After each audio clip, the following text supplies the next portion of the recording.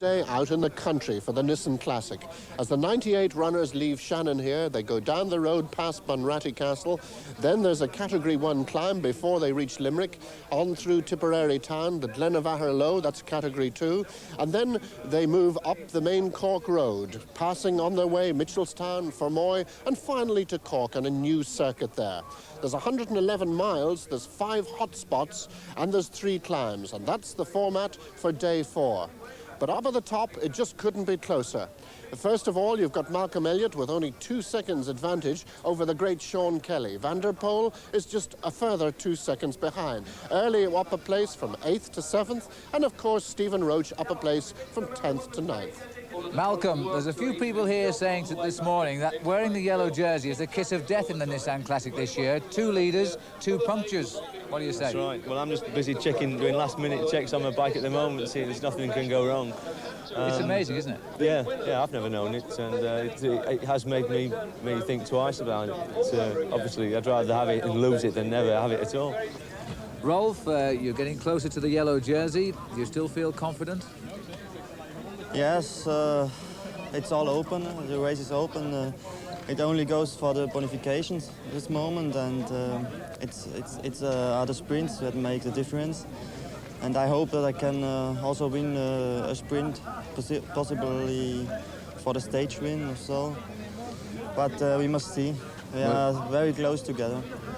Adri, apart from Sean Kelly, you're the most consistent rider in the Nissan Classic, and there's a lot of people here this year saying that you're going to win in Dublin tomorrow. What do you say? I hope so. Will you try for the win? Yeah, of course. Yeah. Because for me it's a nice race to win, because it's the 4th time I've been here. The first time I was 2nd, then I was 6th and 5th. And I hope for me this time is a good one to win it, because every race to win it's very important. With 5 hot spots today, I mean, can you possibly try and attempt to go for all 5 of them, or is that too damaging? Well, depending what the other riders do, I suppose, but depending on where the race develops and everything, you know, it's possible they can make all 5. Now, you were a little bit critical about the first hot spot being very close to the start. Well, yeah, it's very close to the start, and you know, if you start a bit far back in the bunch, well, then it's very hard to get up in that distance. But yes, the hot spot is on, and you just have to try and make it.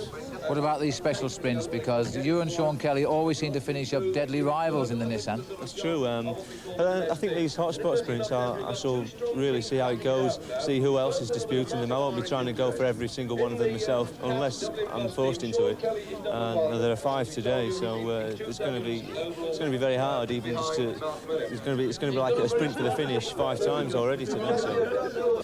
Today's stage from Shannon here to Cork is going to be a very, very vital stage. For Sean Kelly, I don't think he can really relax. He's got to go for every bonus point he can get. And only just 1 mile after the start, we've got our first hotspot sprint, so it's going to be a very, very hairy sprint. Elliott's going to be up there, Kelly's going to be up there trying to take those 3, 2 and 1 second bonuses. All the way along the route, it's going to be a similar situation. So anything can happen today. Kelly could end up in yellow this evening, or he could wait and try and do it tomorrow, but he's got to take every opportunity he can get. And the first opportunity that Sean Kelly gets is just 1 mile from the start, and the first of those hotspot sprints right in Shannon. And already one rider in trouble there, but the race is very much on now as they switch across the carriageways here. The first hotspot sprint, never before in the Nissan has the opening sprint of the penultimate day been so important. Malcolm Elliott, by the way, takes that. That's a 3-second bonus for Elliott, and Eric van der Orden will have been second. There's confirmation. And it's Elliott, and that's just exactly what he wanted to do. He needs those bonuses badly to consolidate his lead in the yellow at the moment. And now, as the race rests from that first sprint, it looks here as though Sean Yates, Pat, is going clear. Now, this is a specialist attack by Yates. He does this so often. He does indeed, but we've seen him do it before last year going into Tralee. He took off early at the stage and won the stage. What's happening here at the back of the race? Because it looks to me as though there might have been somebody falling off here. It was a very short right-hand bend, and somebody's on the... My goodness me, it's Stephen Roach, Pat, on the floor. Yes, let's hope he's okay. There's a very sharp hairpin bend at that stage, and obviously Stephen rubbed the wheel and down he went, and he certainly looks a little bit hurt at the moment. Well, this has been a year for Stephen Roach, hasn't it? He spent a lot of time on the floor, Liège-Bastogne-Liège, of course, his big comeback race after his knee problem this year. He was involved in all the sorts of problems there. And after last year, you know, it really is so disappointing for Stephen, but I know him so well, he will be back for sure. We're back with the leader now, and this is the first climb of the day, and Sean Yates leading by just over 2 minutes on the climb of Gallows Hill. Another, if I may say, a Pat McQuaid special. Pat, you must know Ireland so well. Well, yes, indeed. No, it's this climb is about 5 miles long. Very much like a continental climb, not all that steep, and just goes up in stages really. And you know, problem with it is coming early in the stage as it does. The riders have only ridden 10 miles at this stage, and suddenly they face this 5 mile long climb. So Yates now settling into a nice rhythm and riding up a steady, as we're looking at Roach here now, chasing in the race convoy, trying to regain his place in the field. Oh, that's good to see. Stephen Roach, perhaps if he'd been abroad today, might have thought of retiring. He would never think of that on Irish roads, because Stephen Roach has done something that only one other man in the world's ever done, and that's win the Tours of Italy, France, and the World Championship. He did that last year. We're now back with the leaders here. They're chasing Sean Yates. He's heading up towards the top of Gallows Hill, but a little bit lower down. Interesting to note that it's the team of Rolf Goltz here, the Super Confex team, who are keeping this bunch very much in the action. Yes, and they're obviously moving up the hill very fast, because we can see behind there, you can't see the team cars. The bunch is actually split into about 3 parts at this stage. So Sean Yates then, a winner of the Tour of Spain stage this year, let me say that, and also a winner of a stage in the Tour de France this year. Inside 200 yards to go now. He'll get maximum points on the top of the mountains, but he's more interested now in riding clear of the bunch in defence of Malcolm Elliott, because he wants the rest of the race to chase him and take the pressure off overall leader Malcolm Elliott, his Fagor Everready teammate. Over the top of the climb then for Sean Yates, zipping up the collar there. He's on the way down, but the main field here on the way up, and the scenery absolutely marvellous with the backdrop of the River Shannon in the back of the picture there. Now 40 miles an hour down for Sean Yates here. Remember, this is the man who has set a record in the Tour de France this year for the fastest ever individual time trial outside of the prologue, and the whole field now cracking a little bit, I think, on the way up the climb. And Ireland in the autumn never looked more beautiful, Pat. No, certainly not, as we're looking at one of the System U riders now leading up from Osby Marshall Guyant there in the Toshiba top, the leader of the mountains classification, now going for that second place, and going for taking the points on the mountains classification. Nobody really contesting that sprint. No, you're right there, Pat. In fact, I think the referees will be getting a little bit annoyed here with Gaillon, because he's refusing in the early parts of the day to wear the leader's jersey. He's already been warned for that, and here he comes now. He's not wearing his leader's jersey. He's over the top in second place. Anderson looked to me as though he was third. Maybe Leven was in fourth place. And indeed, Marshall Guyant has very much made the mountains his property. Roach coming through there. We're delighted to see a very quick recovery, showing what a true professional he is. And there's confirmation of that Gallows Hill climb. You see Guyant in second place, Phil Anderson and Levine. Those are the 2 riders who've had such bad luck on this event. Interesting, though, that as we now head into Limerick, that Sean Yates here is still clear. We're back where we started from this morning, of course. The race overnighting in Limerick went out to Shannon this morning, and now they are back to Limerick on the way going towards Cork. Yates is still clear, and we've seen him ride so well this year in defence of everybody else in the Fagor Everready team. We go right back to the Paris-Nice this year, Pat, where he was the leader, and now he's doing it again, now in defence of Malcolm Elliott. Yes, and he just took that hotspot sprint there in William Street in Limerick now, so we're looking at the group going down the descent down off Gallows Hill. So look at that line there. The riders, what's happening here? Sean Yates, I think, Pat, he's had word from his team manager, that's the car just on the right of our picture here, that he is being caught, and it appears that the energy will not be wasted because it's a long way to go. Sandwiches out the window, Pat, for the rest of the day. Yes, a little bit illegal actually, because he's not supposed to get them only in the feeding sections. I'm not sure he even likes what he's getting. But there he is, he's waiting for the whole field, and there's Alan, is the result in Limerick. Well, of course, Yates was well ahead there with the 5-point bonus. Van der Arden making the sprints more or less his own properly, as Gayant has done in the mountains. But interesting to see Gayant up there in that one. Right, now the whole field together, and Sean Kelly's teammate, I think it was Thomas Wegmuller, in the lead. What's this? Tipperary welcomes the Nissan and the world. Never truer than this year, Pat, after 4 years, because this has got to be the best field ever seen. It certainly is. Riders from, as it said there, from all over the world in this year's Nissan. As we're looking at the riders now coming up towards the hotspot sprint in Tipperary. A little group at the front of the bunch now trying to detach themselves from the front of it. And there's 4 or 5 riders down there, but I don't see, in fact, at the moment, any of the contenders. Malcolm Elliott's made a good start to the day, picking up 3 seconds over Sean Kelly at Shannon, but this sprint doesn't contain any of the top men overall. Indeed, it's Dave Mann from the Rally Banana team here who takes it first over the line. So there they are, the race goes on. Dave Mann then confirmed, and a few new names in that one, so that was rather surprising really, because these hot spots are so critical at this stage.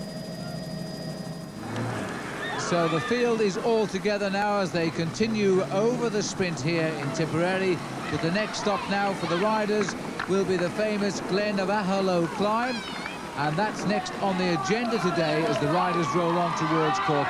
The weather is now very cold and we've had showers of rain, and I have to say the weather is most unpleasant today for the riders. They've had 3 days of being battered by the weather, a brief respite yesterday as we rolled down towards Limerick. We're back to the cold weather today, and look at this, the riders wearing long arm warmers, and the jersey there in the centre with the white and red marks on it is Marshal Gayant, at last in his true colour as the overall leader in the King of the Mountains.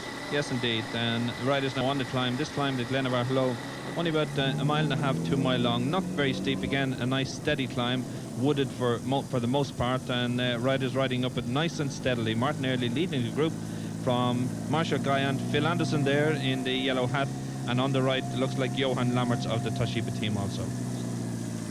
So there we are, the wind also rising a little bit now. In fact, it's coming right on the face of the riders here, and if you remember the opening day of the Nissan Classic, that kept them down to a slow pace, and one must say, why not? Look across now, the beauty of Ireland. We're back down now with the leaders of the peloton, the big bunch here, as the French call it, and working hard. On the left of the picture there, just peeping into the camera, is Eric van der Arden, who seems now to have made the sprint section at least his. What a great day out tomorrow we're going to have around Dublin City, though, because that will really be a celebration, not just for Dublin, but for the coming home of the Nissan Classic. In the middle of the picture on the climb then up the Glen of Aherlow, we've got the climber Marshal Gayant, who's celebrating his best season in his career as a professional as he moves towards the top now. And we're looking at a good shot there from behind of one of the Wyman Swiss riders there with his legs covered up, indicating the cold that they're going through today.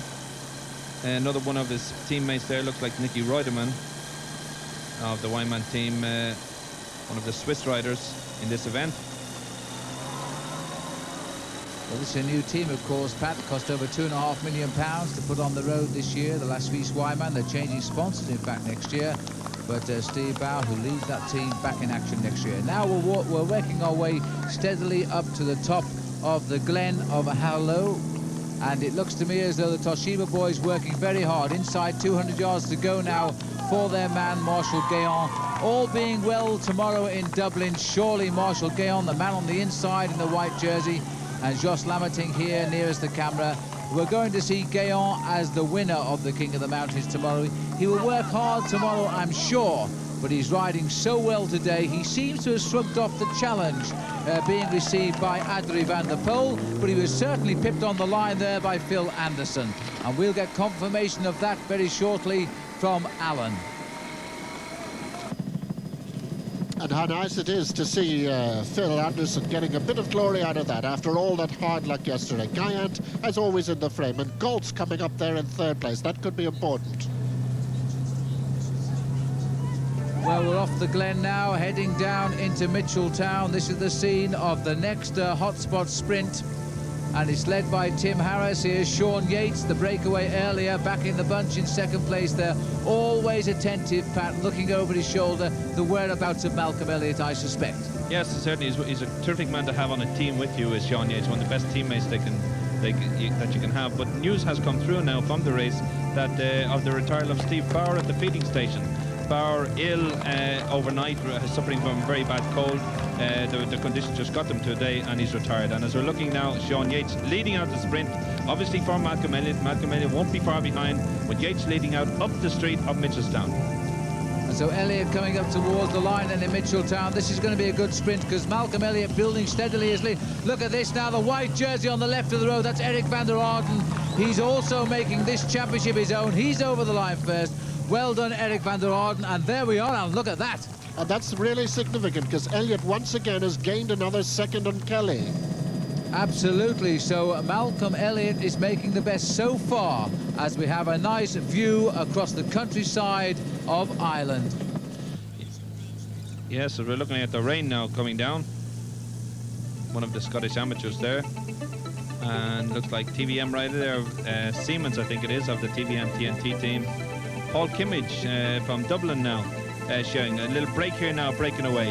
Henry Manders of the Wyman Swiss team now. This is on the climb of Cloughamora outside Mitchelstown, and these riders now, 8 or 9 riders now drawing clear, only about 15-20 seconds clear at the moment. You can see the riders, the chasers here now, all well covered up from the rain.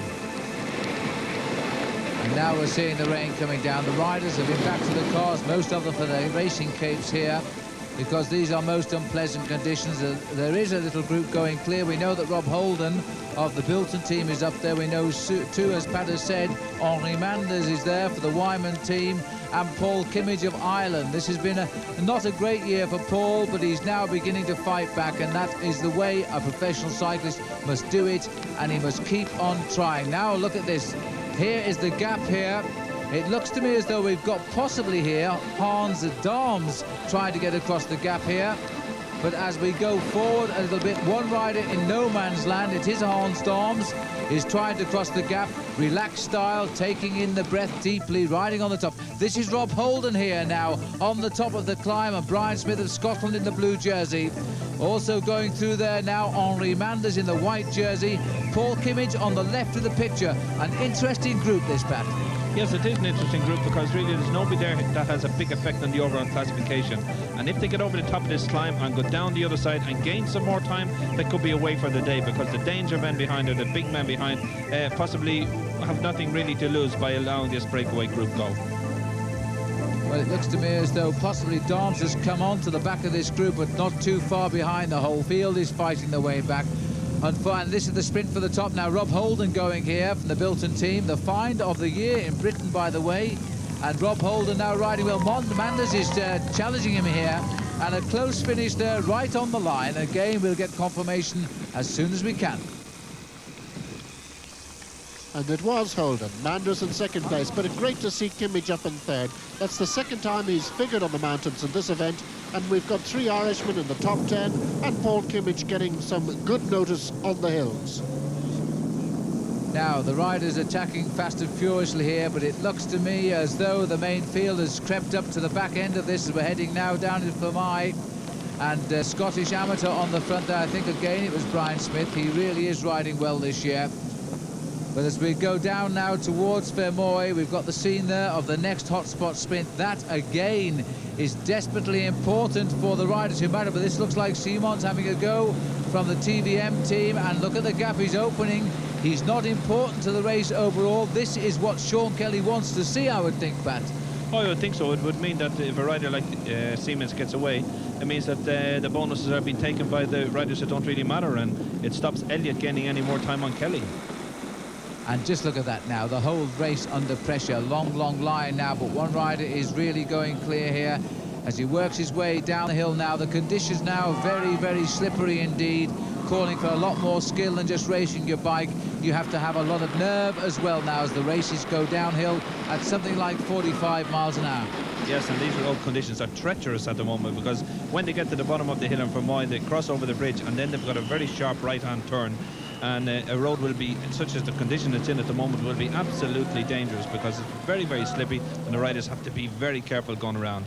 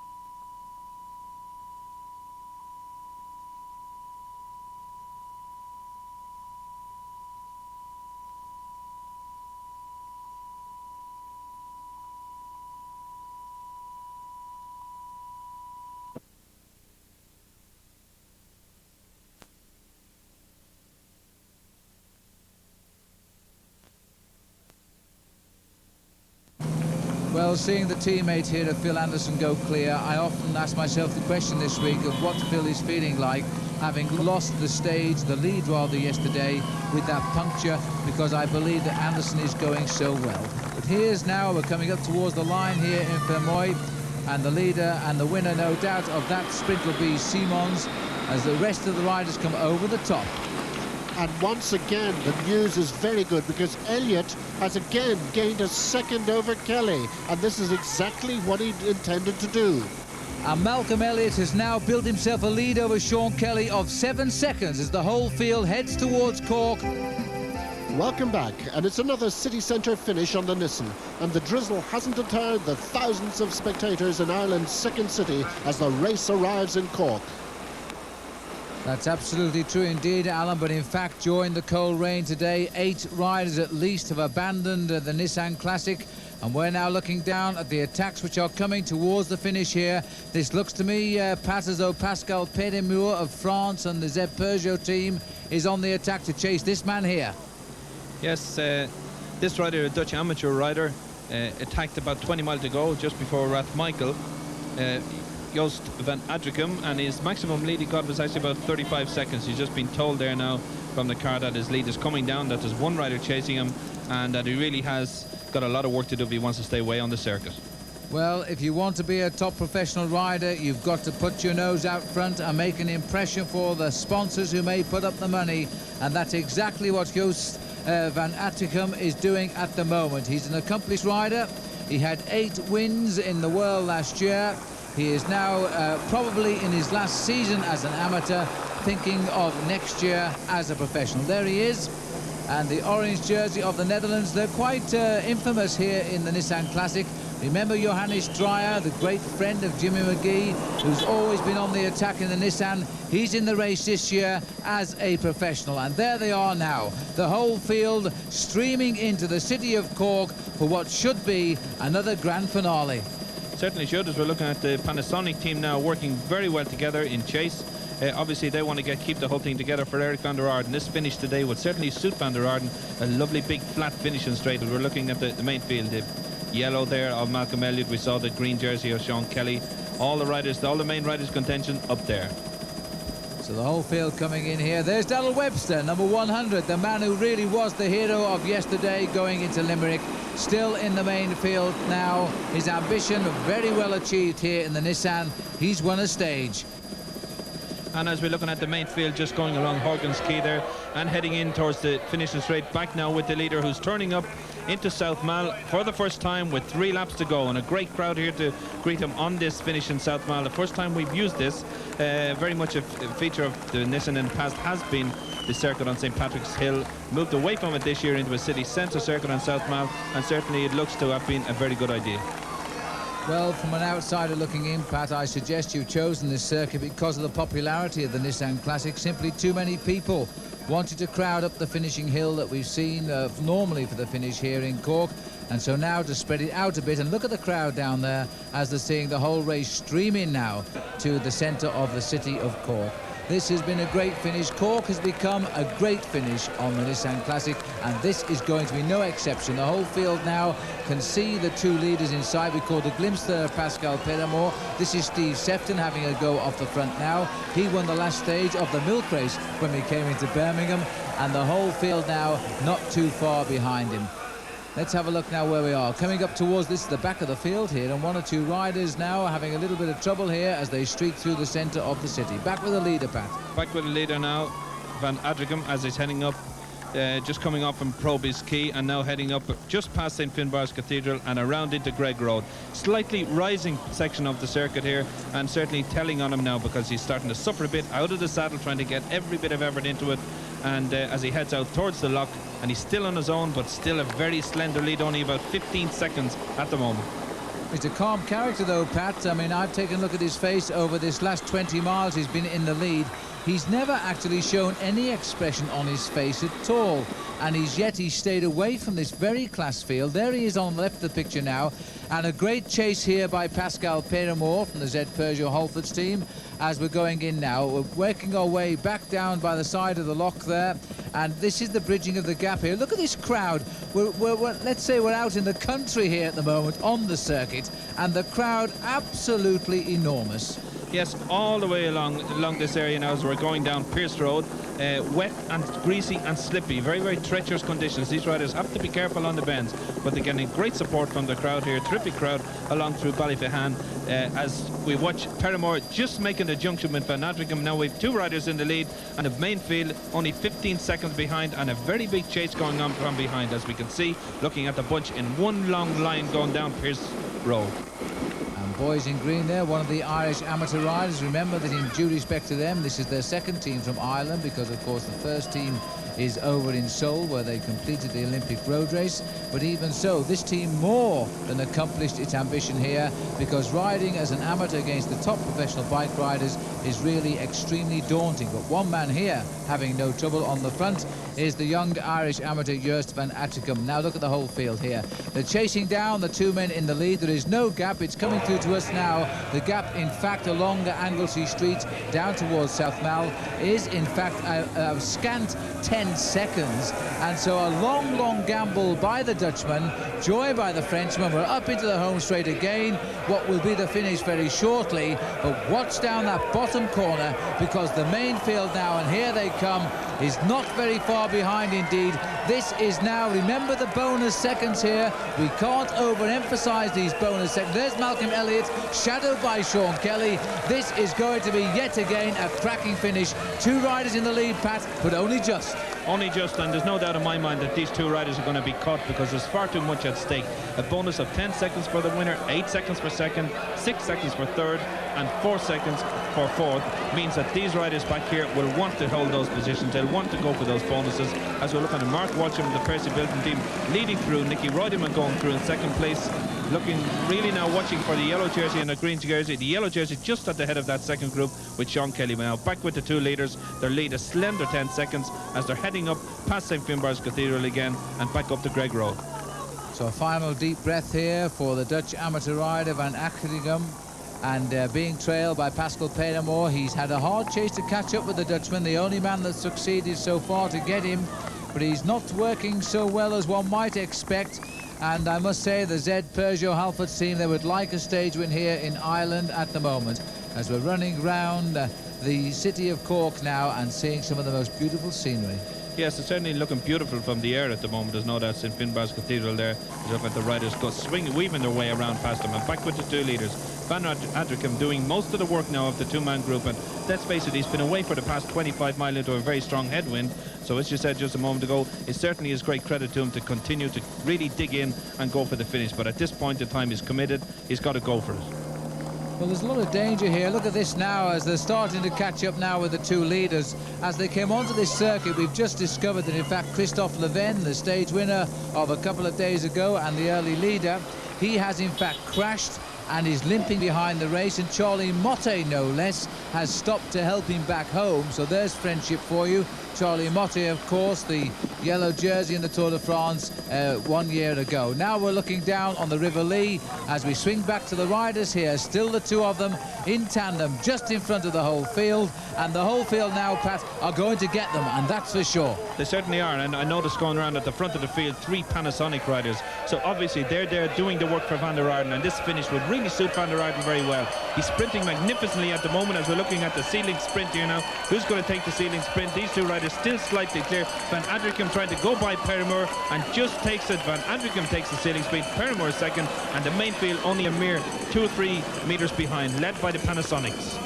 And in fact, that was Teun van Vliet who came over there in 3rd place, but he's done his job. Teun has. He's brought the race back into contact. Remember, Eric van der Arden won a stage in Galway a couple of years ago. Now he's back in the race again here, as there begin to be a few gaps at the front of the race here. The crucial last lap, Pat. Yes, this hill up around by St Finbarr's Cathedral leading up to Greg Road is taking its toll on them, and what we've had at the front, I think, is a bit of pressure going on. One rider has gone clear. A couple of riders have taking a few chances, a few risks after him, and it looks like we could be getting a little group getting away now. Look at there, possibly is the buzz now. We're trying to make our way up, and there is a gap. There's 2 riders clear, and now the helicopter fans up further up the road. Let's see, is there another 2 or 3 riders have a fit? Yes. 4 riders gone clear, and that really is significant now, because those 4 riders, if they get their act together, work hard together, only 2 miles to the finish, can stay away. Well, I would suspect that Malcolm Elliott would like this gap to open with those 4 riders, but looking from the helicopter down there was a rider in green. Now, if that rider turns out to be Rolf Goltz, and you can see the rider in second place here, he certainly rides with the style of Goltz, Pat. If that is Goltz, that is the wrong man as far as Elliott and Kelly are concerned to break clear at this stage. It certainly is, because Goltz is only a few seconds behind on the overall classification at the moment. I think it's 13 behind Malcolm Elliott at the moment, and it is Goltz, Rolf Goltz in the blue overshoes there, number 47. Goltz really driving at the front, and Rolf Goltz could actually be going into a yellow jersey here. He's driving for it and going for it.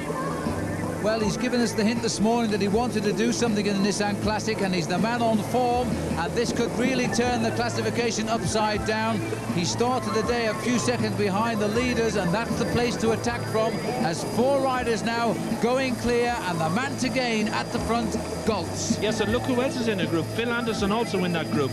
Obviously, it was a question of taking risks. Anderson did the attacking, took the risks on the bends along Proby's Ski, and is away. And Anderson now, let's face it, he should have really still been in the leader's yellow jersey, but his puncture yesterday put him out of that. It would be great to see him come back and take us another stage win. The roads are wet now. Pat Goltz started this morning 13 seconds behind the overall leader, Malcolm Elliott. Elliott, of course, increased his lead a little bit with those sprint bonuses, but now Goltz, number 41, is working extremely hard. Johan Muziu from the ADR team there on the right of the picture, Goltz on the left. Michel Vermont is the other man. The man on the back is Phil Anderson. Anderson comes round the corner in last position. Remember Anderson? Last time he won a stage in the Nissan Classic, he won 2. This is Sean Yates jumping away here. He's in 5th place. This is the big sprint now, and going out the back of the race here is the TVM rider Anderson now. Anderson trying on the outside. What's the right of the picture now? Phil Anderson going for 2 stages in the Nissan, and he thinks he's got it. Phil Anderson. Let's take a look at this again now. Anderson nearest the camera here, and he takes on Michel Vermont, no doubt about it. Anderson gets his 2nd win. And here the bunch sprint in 5th place, Sean Yates, the early attacker. Terrific ride by Sean Yates. And Mark Walsham takes the bunch sprint from the group, 21 seconds back. So Elliott, Kelly and Van der Poel are the losers today as Rolf Goltz makes the break. Phil, at least that's some consolation for your bad luck yesterday. Yeah, I was pretty disappointed after yesterday, you know, and the only thing left to do was to try and win some stages. So there's only 1 stage left now, but it's the last stage. It's very difficult to win, but yeah, I was very happy to win today. You know, I was fit for it, and I was always looking for the right moment to go, and then, you know, I was away with 3 other guys and got them in the sprint. So 2 stage wins on the Nissan can't be bad by anybody's book. No, I'm very happy because, you know, this season has been fantastic, and I need every win I can get this year, so pretty happy with it. Well, it was the 4th place man there, Rolf Goltz, that really gained out of that. All the other top contenders way 21 seconds behind. I have the confirmation. The yellow jersey goes to Rolf Goltz of Superconfex. Takes the yellow jersey. Rolf Goltz. Rolf, many congratulations. First yellow jersey in the Nissan Classic. Now, what about tomorrow?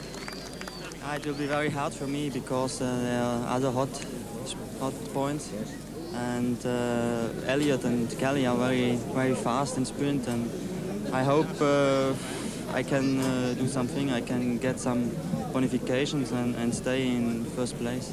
Now, you know, there's only a couple of seconds in it, I think, but you managed to outwit Elliott and Kelly here in Limerick, in Cork on the finishing circuit. I mean, can't you do it again on the finishing circuit in Dublin? No, with the yellow jersey, that's not possible. Well, one wonders, will the yellow jersey be lucky for the West German? For Christoph Levine on the first day and Phil Anderson into Galway, it proved to be disastrous when those terrible punctures really let them down. And one wonders if Malcolm Elliott is not, in fact, quite relieved that he's not wearing yellow when we go to Dublin, as he will not possibly stick out like a Belisha beacon and a target to his fellow competitors. So Rolf Goltz very happily puts on the yellow, a very proud moment for any rider, and takes the applause of the Cork crowd. And once again, the flowers go flying into the crowd for some lucky admirer. And next we see the range of jerseys on the Nissan, all signifying their own very special achievements during the day. On the right, we have Van der Arden, the hot spots leader, in white. Then we have Goltz in yellow, Kelly in green as the points leader. Phil Anderson, the stage winner, and of course, Marshall Guillant, King of the Mountains. And there's the situation tonight. The overall position, Goltz is in the lead, Elliott second and Kelly third. Sean, it wasn't really a day that went according to plan. No, it didn't go to plan. The real plan would have been to take the jersey today, but that didn't work out, and I wasn't riding well today. I felt that all week I'm not riding in the best of my form, but yesterday when I got into that position I said, well, I'll try and do my best today. And yeah, it was okay, and we got to the cycle. When Goltz made his move, I see it, but I wasn't able to react. I just hadn't got the legs. Well, now tomorrow, Sean, it's still very much within your grasp to get the fourth Nissan victory, but you're going to really have to do the ride of your life up in Dublin. Well, yes, I'm going to have to do, a very good ride tomorrow. Hopefully that I'm riding better than I was today, because if I'm not, well, then it's going to be it's impossible. But I will, hopefully I'll have a better day tomorrow, and I'll do my best, and hopefully that I can pull it off. Well, Sean Kelly's family in the background at the grandstand are about the only ones left here in Cork, and that signifies that the action is over for today. Hello, you're welcome to O'Connell Street for day 5 of the Nissan Cycling Classic, and a very special day for cycling and for the people of Dublin. It's the special Millennium stage of the Nissan. Over 90 miles of cycling to be done around the streets of Dublin and the county too, because the race takes it out as far as Shankill on the south side. It'll turn back to Dunleary, Blackrock, over the toll bridge and up to the north side, around the Hill of Howth, and then eventually back here to O'Connell Street for what surely promises to be a dramatic finish. So let's join the action then on the last day of the Nissan Cycling Classic with commentators Phil Liggett and Alan Tyndall. And there's the general classification after 4 days of absolute total excitement around Ireland. As you can see, that Rolf Goltz has leapt to the head of the list, just ahead of Malcolm Elliott, who of course wore yellow the previous night.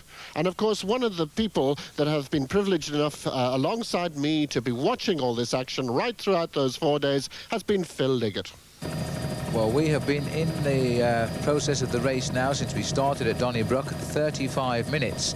And in that 35 minutes, the riders have averaged something in the region of 28 miles an hour. So that's a very, very quick opening average speed.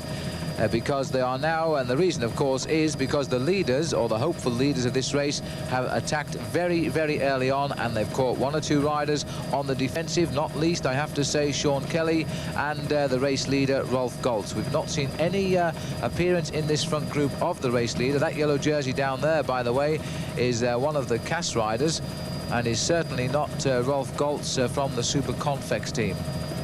And I think we're going to have an opportunity to talk to Pat McQuaid, who's right down there in the car with the race, and we'll have the whole feeling of what's happening. Pat, can you hear us? Yes, I certainly can hear you, and there's a hell of a lot happening here. It's absolutely wild, this race is today. The speed has really been on, and as you can see now, they're going for this sprint. We saw Sean Yates leading it out, and Malcolm Elliott's on his wheel, and just behind him was Eric Van der Arden also. It's going to be a very close thing. Kelly's also up in the group, and you can probably see it a bit closer than I can. But here's the sprint now. Van der Arden won his odd spot sprint here 2 years ago, and it seems to be Elliott, Van der Arden. The yellow jersey's actually up there too. Yellow jersey, I think, took that sprint, which is a good sign. Indeed, Pat, from our position here, it did look indeed as though the yellow jersey produced quite an extraordinary finish there to pip Malcolm Elliott. We'll wait for confirmation, perhaps from you from the race radio, as to who got third place. But there's a big surprise, Pat, isn't it? Because the yellow jersey has produced an extraordinary sprint there. Of course, we're not the judges, but it did look, Pat, as though it certainly was the yellow jersey of Goltz, who came from absolutely nowhere there to take that very valuable 3 seconds bonus. And there's the confirmation of the first hot spot of the day, and we don't get another one, incidentally, until we get right back into O'Connell Street. Rolf Goltz gets 5 points, Malcolm Elliott 3, and Stephen Roach 2. sorry, That's one. quite right. But what the riders wanted, of course, were the time bonuses. And Rolf Goltz getting that 3 seconds now gives him an 8-second overall lead ahead of Malcolm Elliott. All seem to be resting a little bit at the moment, Phil. Well, I would yes. imagine if Van der Poel could have had more up there, if he could get about 5 or 6 with them as he has now, that's just what he would want. And there he seems to be going with them now. He's trying to judge the situation. We've got another 3 now out ahead. Van der Poel has dropped back. So a complete switch yet again in this race. Yes, and a very good 1-2 here by the Dutch Panasonic team, because as soon as Van Lancker was caught, the Panasonic boys have gone immediately on the attack. And that's the Panasonic rider now going clear. He's got a Toshiba man with him by the look of it, and I think that could even be Paul Kimmage in 3rd place there from the RMO team. 3 riders now trying to go clear, and nobody, funnily enough, helping out with the gap. We're now coming out towards the peninsula on the right there of the picture, up by Hoth. So they can't be too far off the summit now, Phil. It's not a very long climb. It's a punishing one, but it's not that long. No, and they're keeping a good rhythm up here too. Piper will want to do something today, I think, and he's gone away. And now he's on the right of the picture. There's Pascal Poisson from the Toshiba team. It's been not a very good season at all for Toshiba, of course, and even in this Paul race. Kimmage making a big effort. There's the 200 metres to go flag. Wouldn't it be nice if Paul Kimmage could get glory on the King of the Mountains once again, and there he goes. So Kimmage then going for the big points on the top of the first climb, and it looks as though Poisson chases him too, but Kimmage has found himself a new pair of legs this morning. Paul Kimmage now going for the line. He'll win the prize at the top because Poisson sat up. Kimmage, Poisson, Piper. That was the order over the top of the King of the Mountains there, first time, but of course 3 more climbs to come here. And well done, Paul, because that's a nice piece of cycling from you, and I know it'll give you a lot of confidence.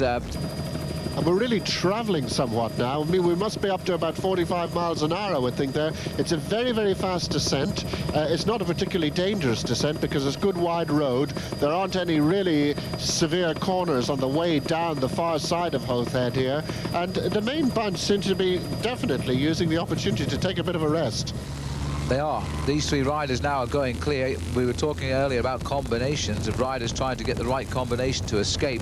And we've got a good combination here now, because it's safe to say that none of these riders here in the leading group threaten the overall leaders of the race. So they will be allowed their head unless somebody starts to counter-attack from the main field and the race gathers momentum, and gradually they'll pick them up. So Paul Kimmage has made a very, very intelligent move here.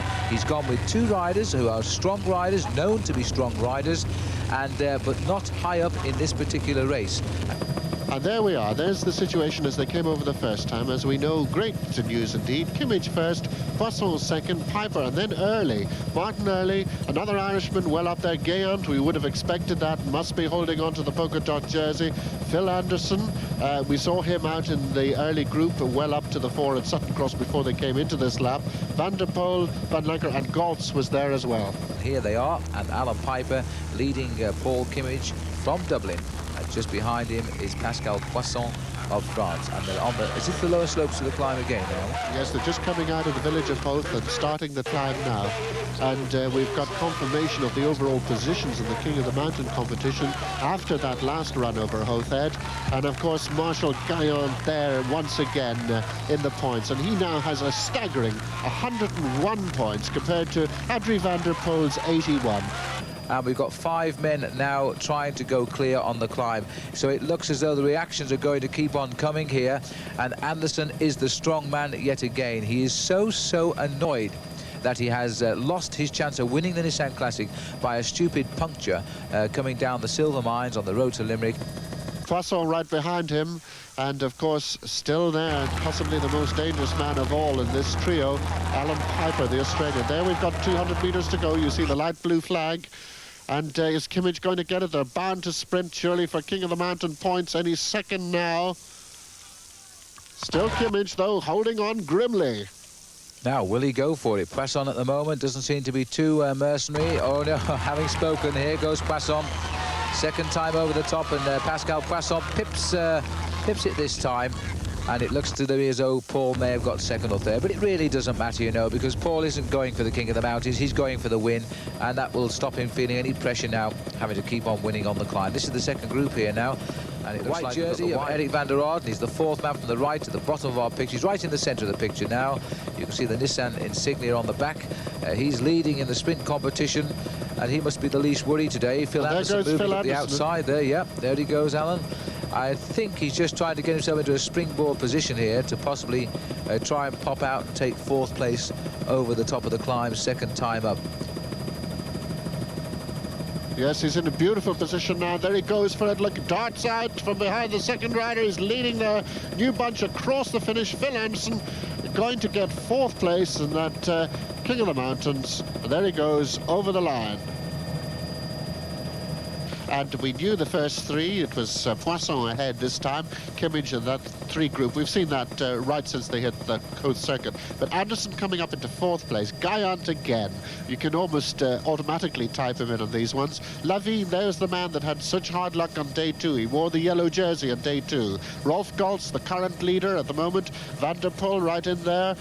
Dag Erik Pedersen, he's also been well to the fore throughout the week. And Sean Yates getting in the top 10.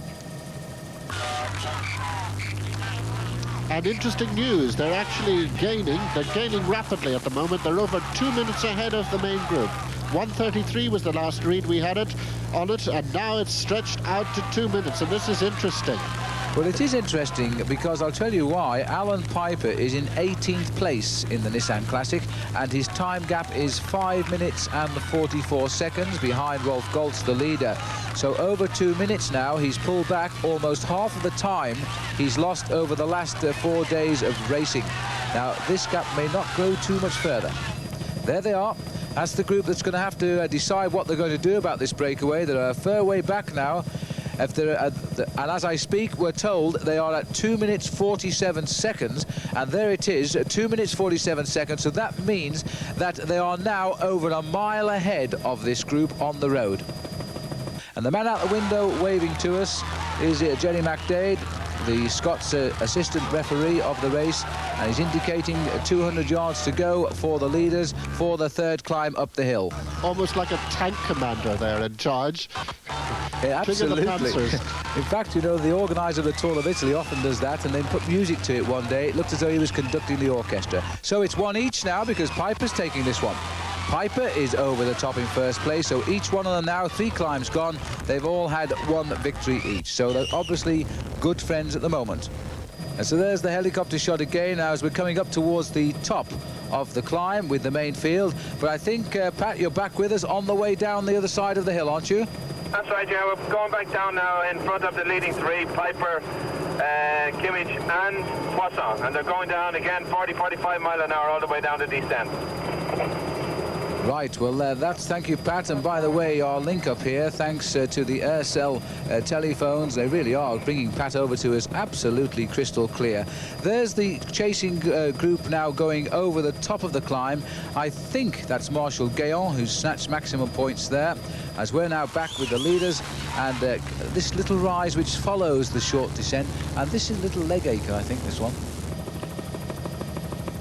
There's the result of the third passage over Hoth, and as we saw, Piper took the honours this time. They've all taken it in turns of the 3 group out front. So Kimmage won the first one, Poisson the second, and Piper the third. And here they are. They're now, having turned the corner again at Sutton Cross, are heading back now this time into Hoth Village for the last time. Well, there we are as we look down on the race here. There's the overall situation as of now in the King of the Mountains. Marshal Guéant moves up to 107 points.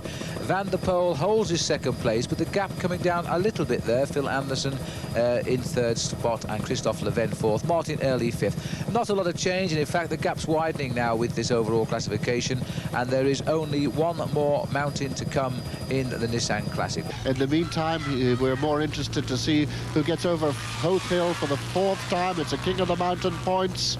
They're beginning to speed up. They're beginning to go for it. Piper, for the first time, looking on his face a little bit of a struggle there. Paul Kimmage just working away.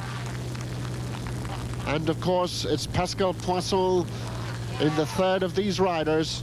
And these are the 3 that have been out ahead for the entire circuit of Hoth on the 4 occasions that they've done it.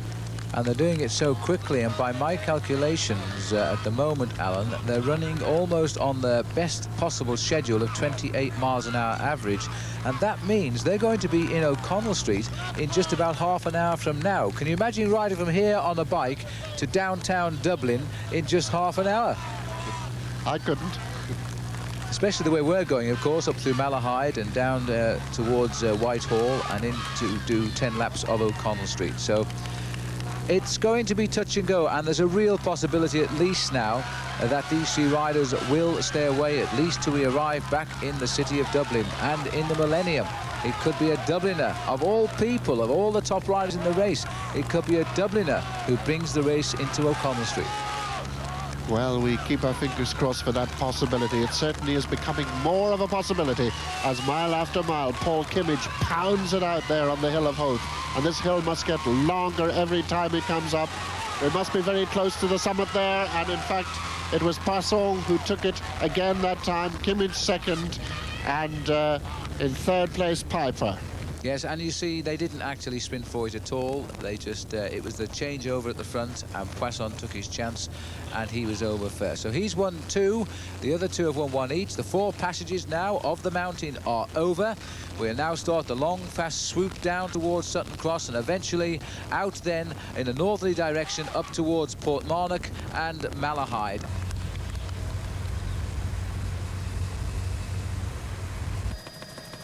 And the win for Pascal Poisson, second one out of 4 for him, Kimmage and Piper. Christophe Leven scoring well today, 4th. Marshall Guyon, now the winner of the King of the Mountains, he was 5th. Jean-Claude Leclerc, Bob Miller in 7th place, Rob Holden, Ian Saunders, and the ever-present Martin Early from Ireland in 10th spot. Well, we're along the coast road between Portmarnock and Malahide, and I think we can get Pat McQuaid. Pat, are you there? Yes, I'm here, Alan. Do you know the gap at the moment? The latest gap we've heard is 1 minute 36 seconds, but there's a lot of activity going on behind. The yellow jersey has attacked, and he's chasing, so there's a big chase going on, and I do feel that this group are going to get caught, but there's no doubt they've done a fantastic ride up to now. Well, we're just almost into Malahide, one of the old Mortello towers converted into a house there we could see in the background, and the entire population of Malahide, I think, are about to turn out to see them. It's one of the prettiest towns in Ireland, always well up in the tidy town competition, second this year, and we're right along the coast. It's been a bit exposed for the riders there. And the interesting thing, of course, is that that gap is closing. It was down to 1:36 the last time we got a read of it. And these are the chasing group. They look like a couple of Fago riders here, because that's the style of Sean Yates down there, and it might well be bringing across Malcolm Elliott, you know. It wouldn't surprise me here, because these are 2 top riders. Big man Sean Yates, he wouldn't go on the attack without Malcolm Elliott, and I think he's got Malcolm Elliott in his slipstream there. So Malcolm Elliott being brought back into this race with a vengeance, because overall Elliott is in second place and is only 6 seconds behind the yellow jersey, Rolf Goltz. So we've got 2 riders here making a significant contribution to the attack now. Here. The Grand Hotel looked to me to be just over there on the right, and Paul Kimmage, of course, will know exactly where he is. I'm sure he's trained on these roads during his amateur days. And Yates is the man doing the work. And I'm not quite sure, I must confess, as to the tactic here by the Fago boys, because this isn't Elliott. He normally has his headband on, which means to me that this rider must in fact be John Carlson. And so we've got 2 Fago boys chasing. I think it's Malcolm Elliott, John Carlson rather, and Sean Yates. We're back now with the 3 leaders, and they are really quite unconcerned. They're not being disturbed by the chase behind. They are keeping their rhythm nice and steady. They're just hoping that things might settle down a bit at the back, and they'll continue to race ahead. And there's the bunch behind them. So let's recap on the situation. 3 riders out front, 2 closing the gap on them, and then the bunch which you're watching at the moment. And all the top men for contention are in that bunch. And remember that they are Goltz, Elliott, Kelly, Van der Poel, Guyant, Early, Winnan, Roach, Miller. That was the order last night when they came into Cork. They have transferred, of course, from Cork to Dublin for this spectacular Millennium stage. Well, we're back with the leaders here now. We're looking here at the face of Paul Kimmage, and what a face it is, because he's full of determination here. Don't forget now, we're heading down towards O'Connell Street, and I make our arrival not more than about 15 or 20 minutes away from the beginning of the big circuit of the city of Dublin. 10 laps to come there, but now the race behind is closing down. And now we're going to have a look here at Malahide Castle. What a lovely view it is today on this Sunday afternoon. And so were the three leaders here, and they're being joined by the two ever-ready boys. So they slow down dramatically here as the bridge is formed, Sean Yates and Johnny Carlson. And we now have 5 riders in the lead, and I would suggest now that Paul Kimmage will be a little bit relieved here, because Sean Yates is a very, very strong rider indeed. Just look at the determination of Yates, and with his teammate here, John Carlson, then they're going to find they've got 2 good men. And Kimmage not afraid to continue to work with these riders out front. Welcome back. We're in O'Connell Street on the finishing circuit, and we still have this group of 5 which have successfully broken away. There are about 4 laps to go. Well, there were originally 10, but these 5 riders come on to an enormous cheer. They were led onto this circuit by Paul Kimmage. This is Sean Yates here now. And remember, too, that 2 riders have caught up with this group, but in fact they are 1 lap behind as we go out now with 4 to go. That's Thomas Wegmuller and Keith Reynolds. They've merged with this group and have in fact gone slightly out in front. So we're looking now at the 5 men who matter in today's stage. In the big bunch to come onto the circuit now is still the yellow jersey, Rolf Goltz. One has to say now, Alan, that Sean Kelly, I think, is going to find it very, very difficult now to regain those 15 seconds overnight deficit. Well, to many that'll be a disappointment, but if you had to pick one of these 5 for victory here in Dublin today, which one would it be, Phil? Well, Yates came across so strongly here with the ever-ready Fagor team, and he brought his teammate Carlson across as well. And what a shame for Paul Kimmage, really. But then again, it's helped this break stay away. Kimmage knew that he wasn't going to say, somebody's gone to the right of the picture there, and it's Alan Piper who's flown out of this pack. Alan Piper, no reaction. Look at this. Kimmage is looking over and saying, come on, give me a hand, but nobody is reacting. And Alan Piper of Australia now going for home here. And this is a great break. He's a specialist at this sort of thing in the last few laps. And look at this now. Piper passing one of the lapped riders on the circuit. And this now leads into a little bit of confusion here, Alan, because there are now the whole race on the circuit and spread all around the lap of O'Connell Street. Well, Piper came out of there like a stone out of a catapult. That was really quite incredible. He's looking back to see what damage he's done to that break, and it certainly has been very successful indeed. So Alan Piper then, this will be great reward for Alan. Look at this face here as he studies now on concentrating on getting through to the finish. Winner of the Tour of Sweden in the past, a winner of the opening stage of the Kellogg's Tour of Britain a couple of years ago, race leader in Paris-Nice. He's done a lot of good things in his cycling career, but this is a special stage here in Dublin, the Millennium, and Piper now totally 100% committed here, going down O'Connell Street. Look at this now for the study of a man in action. Well, when he comes back just about to that point on the far side of O'Connell Street, he will still have 3 laps to go, and that's quite a distance. It's just over a mile per lap here in the O'Connell Street circuit, but there doesn't seem to be anybody giving him any opposition at the moment. He's chosen his move well, and don't forget that Alan Piper was in the original break of 3 with Paul Kimmage and Pascal Poisson when they broke away at the 29-mile point today. And really, when Yates and Carlson came up to these 3 and made 5, I thought that surely the winner was going to come from the 2 ever-ready boys. Here we are then, 3 laps to go for Alan Piper, and he's the one that's taken the bull by the horns here in Dublin. And look at his face now. There won't be any coming back from this one. If those boys come up to him now, Piper will have no strength left at all, because he's going along O'Connell Street here. Enormous cheers, and one has to say an enormous crowd as well. And this is the hard section that he's just entering now, because he turns off O'Connell Street to go right round Parnell Square, and it's the far side of Parnell Square where he gets that nasty climb. He's just preparing for it now. And there is the following bunch. As we can see, it's again a little bit confused because there are some lapped riders in there.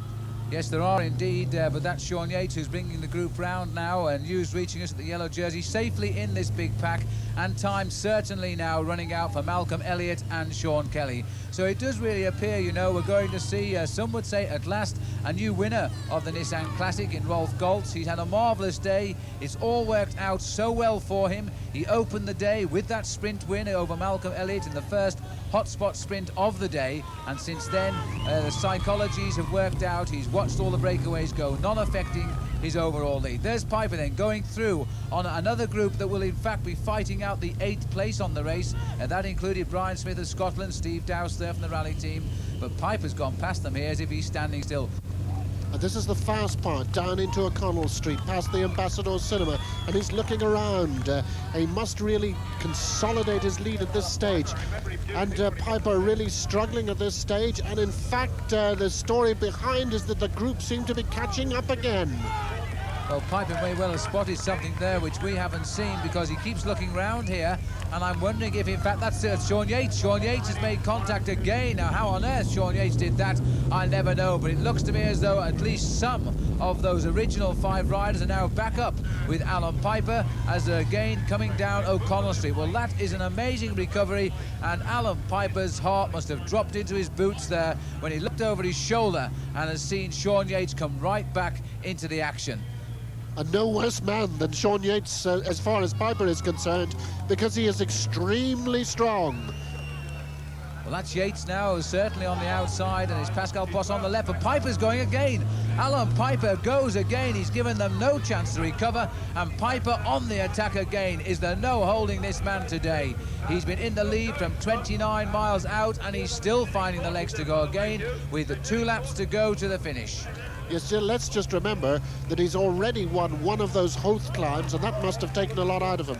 But to go again so quickly when he looked to be suffering, it's quite an amazing performance. Can he possibly stick out the 2 laps now? Well, this time Alan Piper is making a little bit of ground. He keeps stunning the riders in this breakaway. He certainly deserves to pull off the lone victory if he can now, with just a couple of miles to go around the city of Dublin, which is en fete here today now, celebrating 1,000 years, and all Alan Piper wants to do is celebrate one single stage win in the Nissan Classic. The gap now beginning to open, and maybe the double blow is proving too much for the men who are chasing behind. Still in that group, Pascal Poisson, Sean Yates, John Carlson and Paul Kimmage. They're all now in that group, and they are only just a matter of 2 or 3 seconds behind Alan Piper. And he's really having to work at it. Now, this is where it happened the last time. He's up at the top of Parnell Square, just going past the part where the Nissan Classic started 5 days ago, and it was in the downhill section that the bunch suddenly swallowed him up the last time. He can't feel secure. He doesn't look secure. He's looking around to see where they are. So Piper now looking even underneath his legs there to see if there's any signs of wheels coming up on him rather quickly, because a lap and a half to go to the finish. Piper, I don't think, will live to fight another day now if they pull him back. He really is riding strongly today, and you've got to take your hat off to him, because he's stolen the thunder of Paul Kimmage from Dublin. Kimmage, who's been cheered all the way round this course today, and cheered, we thought, possibly to victory, especially when that breakaway was strengthened by the arrival of Sean Yates and John Carlson. But not to be. Alan Piper has jumped away, and he's now trying to go home, and he's making an effort here that you don't often see. A marvellous picture of Alan Piper, a study in motion from the mobile camera, Alan. And behind him still that group, Yates, Poisson, we've got John Carlson, and we've got Paul Kimmage still in there, to the delight of these Dublin people. Well, I wonder if Paul Kimmage can actually get himself a good position, but the sprint going to be in just over 1 lap's time now. Alan Piper is still going clear. A ride indeed today, because the race opened with a very fast pace, and eventually 3 men went clear as they went out towards the north of Dublin. And those 3 men, Alan Piper was one who was doing a lot of work, so too Paul Kimmage, and so too the Frenchman Pascal Poisson. 1 lap to go, the bell rings now.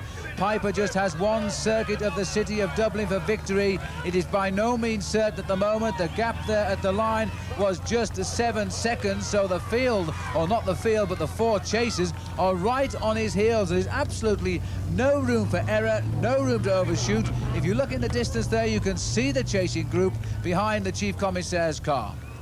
And once again, he must suffer up around Parnell Square, this time for the last time. With the cheering crowds, that'll probably drive the Australian on. There we could just get a glimpse of the following bunch behind him. But he's now well clear, more so than he was on the last lap. And once again, he glanced back there as he came up the hill to see where his pursuers are. It must be a slight relief to him now that he doesn't see them just as close as they were on the last lap. Up he gets, onto the pedals again. But this is now surely for the last time for Alan Piper. He's not very far from home. And I certainly no more time to look round, Alan. That's right, prove me wrong, as Alan looks over his shoulder now to see the group going a little bit further back into the distance. And I don't think he even dare think now of what might be in a matter of 30 seconds or so, because the field are chasing him all the way home. Great ride for a great rider, and there's no doubt about that. Alan Piper shortly to go back home to Belgium, then flying off to his place of birth, Melbourne, and what will be now sunny Australia, of course, as that nation goes into its summer. So Alan Piper now, all that will be left for him very shortly, because the race behind totally committed and not coming up anymore now. The gap officially 8 seconds, and Piper, I think, Alan, is going to win this one. Just got to go around the hairpin at the end here at O'Connell's Bridge. It's quite a slow hairpin, and it requires a fair old drag out of it, because you've got to get onto those pedals, get her up through the gears. And here he comes on the speed as he shoots down O'Connell Street for the last time. We can see it is clear behind him this time. Now he uses all the course right out to the right to take a good clean sweep around the hairpin, and very shortly victory will be in sight, and his first stage win on this year's Nissan. A marvellous achievement it's going to be for the Australian. So Alan Piper, one final look over his shoulder. It's all right now, though, Alan. You can sit down very soon and wave to the crowd, because this is going to be your stage now in the city of Dublin this afternoon. A great victory for Alan Piper. He'll cherish this one for many, many years. Piper crosses the line. And in the battle now for second place, it looks to me as though Pascal Poisson of Toshiba is over the line, just ahead of Sean Yates, and 5 seconds the gap. John Carlson will be fourth. Paul Kimmage comes home in an excellent fifth place. But it looks here on the back of the circuit, in fact, that the bunch have been slowed down by the public, who think the race is over, it appears to me, and the possibility now of some confusion because the main field is coming to a halt. Well, on the other side of the circuit now, this is the main field finishing. It's a tight sprint, and remember, this only for 12th place, but what an important sprint. Adrie van der Poel in the white. If he wins this sprint and takes it over from Phil Anderson in the green, Anderson will lose his points jersey. Anderson must beat van der Poel for the green jersey, and on the line it's going to be, I think, Adrie van der Poel takes 12th place. Anderson pipped in 13th. Rolf Goltz now, no doubt about the man who's won this race. The yellow jersey is on the shoulders of Rolf Goltz. He'll be the winner of the Nissan Classic. Let's have a look again in slow motion at that finish and just see if Van der Poel did in fact get the all-important 12th place sprint.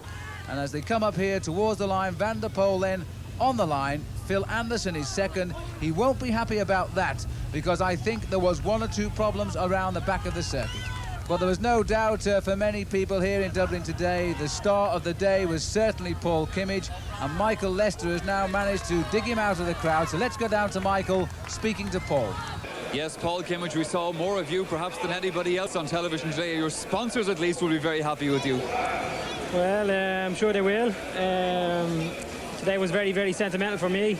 Hotel is a hill that I wore out when I was a young fella. I really, really wanted to be up there today. I think in the end that's what really did me, because I did too much work on the hill, because it was very, very sentimental to me, and I was just delighted to be up there. You did everything but win this stage, Paul. Disappointed? Of course I'm disappointed, but I was unlucky in that in my breakaway I was with four really, really strong fellas, and you can't get any stronger guys in a peloton than Piper, Yates and Poisson and Carlson. They're animals to ride, and I was a bit unlucky in that I came across four really strong fellas, but sure, that's the way it is. Right, ladies and gentlemen, sorry for the slight delay. We had to sort all the official prize winners out. It takes a lot of work. And there's the stage result. Alan Piper, the Australian, taking it. Poisson in second place. Sean Yates third. Kimmage there in fifth, as you can see. Then Wegmuller, who we were all a bit confused about, in sixth. And Goltz in 10th. It was a good race from your point of view, but a strange race tactically. No, it wasn't so strange because we knew that we must let go away some riders because I feared of Elliott in the bonifications, and so we wanted to let go away some riders, and it was good for us. We talked to you as well before the race. Now, you carried the slimmest of leads with that yellow jersey going into today's stage. How did you feel as the race went on? Were you comfortable? Were you happy you could take it? After the race? During today's stage? During, as I have beaten Elliott in the first hotspot, I thought that it was possible to win this day, and so I was quite happy. But it was a difficult situation in the beginning of the race. They went away a group with Elliott, and this was very dangerous for us. I had to go, the last meters I had to go alone to Elliott, and it was good. Let's put our hands together then for Alan Piper, winner of the final stage.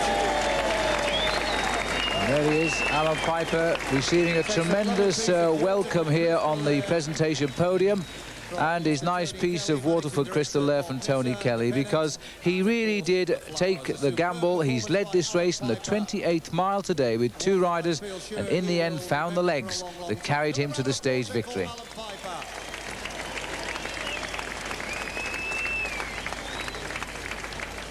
And that'll be a nice pennant hanging on his bedroom wall, a rather special one. Now we're looking at the white jersey presentation. There was never any doubt almost from day one who was going to win this. Eric van der Aarden, the best sprinter in the race for the hotspot sprint competition.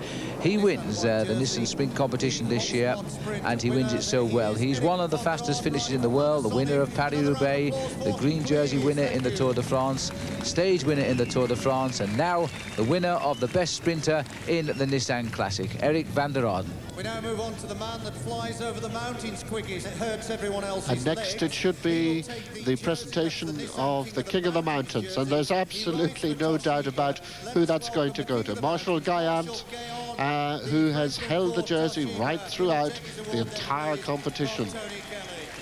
And there's the green jersey, the one that's caused the controversy here as far as Phil Anderson is concerned today, because while one Australian on the left is smiling, Alan Piper, the other Australian, Phil Anderson, is rather upset because he led this competition by a single point. Confusion has been rife, but Adrie van der Poel, who has won this green jersey before in the Nissan Classic, wins it again now, and he wins it by being better placed by just one place over Phil Anderson in the finishing sprint. You can't possibly get a closer finish than that for the most consistent sprinter. Adrie van der Poel then finally got his place on the podium here. It wasn't quite the colour he wanted. He wanted yellow, but green will do nicely. Look at that trophy, isn't it absolutely beautiful? Waterford Glass, who are very much involved in the Nissan as one of their sponsors. That specially created trophy that will be proudly taken back to West Germany by Rolf Goltz, and is certainly well-deserved prize indeed. He really came to the fore yesterday in Cork, and he's managed to retain the yellow that hasn't been the luckiest for some. La Vienne, who sadly wore it on the first day and went out with punctures. The biggest loser of all in many ways in this year's Nissan, Phil Anderson, who wore it into Galway. But the man who wears it finally, and that's the one that counts, is Rolf Goltz from West Germany. Just flouted the roof with a Waterford Crystal trophy. Malcolm Elliott coming through in second, Sean Kelly third, as we can see. Guyant, King of the Mountains, as high as fifth, and Martin Early in sixth. Isn't that good news? Good result. So the Nissan Classic keeps up its reputation for very, very close finishes, and just 6 seconds in the end for Malcolm Elliott. And so that brings the curtain down then on the Nissan Cycling Classic for 1988. It's been 5 tough days of cycling. Cycling that's seen the riders go across the country to Sligo, to Galway, to Limerick, to Cork, and back here to Dublin for the special Millennium Stage. And at the end of all that, it's West Germany and Rolf Goltz, which has emerged the winner of the 1988 Nissan Cycling Classic. We hope that you've enjoyed the action here from the streets of Dublin today, and from all of us on the Nissan this year, bye-bye to you.